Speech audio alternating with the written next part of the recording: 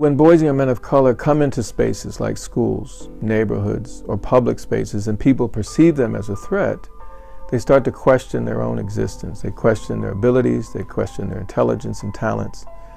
And in many respects, this takes a toll on them both physically and emotionally. And so the mental health and physical health consequences is what we're concerned about.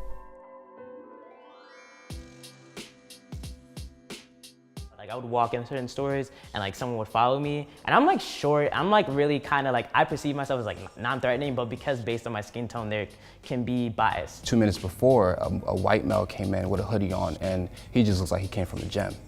And I come in and I'm look like a suspect. I'm like, wow. So that's something that really clicked for me. It was you're not going to be treated the same as the others. You are the other. The accent in Chinese was brought over to my English when I was learning it, and as time went on, people were picking on me, and that made me very sheltered and in my shell. Philly Youth Poetry Movement, what we do here is we help young people discover the power of their voices, the power of their story, the power of the word, by providing opportunities and safe spaces for them to rediscover who they are meant to be and not what society tells them to be. And sometimes we want to sleep more comfortably in our chokeholds and pillows, Jaden. I'm sorry I cannot be the bigger brother sometimes. Before I would go to therapy, I would go to poetry. I believe that can cure the feelings and the hardships and the pain that you have in your heart and really release that. Can't you tell she was both mom and dad? How she loves like Cupid and lifts like Hercules. She'll bring home the bacon and cook it. She raised me to know that I am somebody. I know that I am somebody. Forward Promise is seeking to support agencies who provide services to boys and young men of color in a number of ways. First, we think that historical racism, colonialization, and historical trauma are very important factors that are affecting boys' health today. Secondly, we think the ways in which different racial groups use culturally responsive practices to improve the health of boys and men of color are under-identified and underutilized, and we want to evaluate what impact these responses have for these boys. We started our male programming utilizing indigenous teachings of sacredhood and protecting families and being warriors. Cultural identity is very important when we're talking about healing and working with our young boys. We say cultura cura, that means culture cures.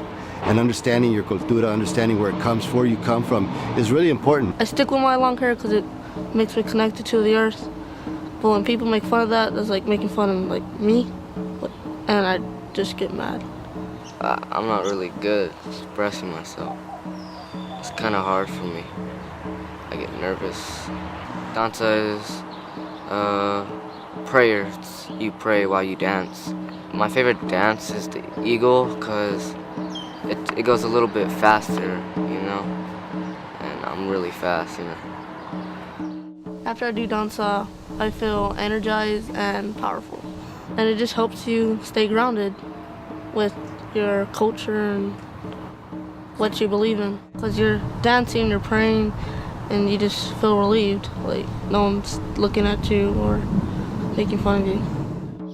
Music, song, storytelling, all those forms have all been used to help build character. So when the kids are able to tell their stories, they're also able to share what they've learned that their values are, because nobody's ever really talked to them about their values or their purpose in life. As long as young people understand that their story is an asset and how they see themselves as an asset, I think we can change a lot of young people and restore the opportunity for transformation, the opportunity to heal, to grow, and to cultivate a different experience in our communities.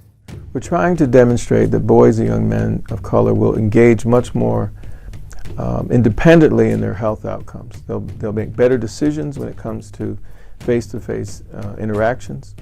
They'll engage educational, justice, and health systems much more proactively. And eventually we expect them to be leaders in their own communities, promoting health outcomes for not only their families, but people in their community.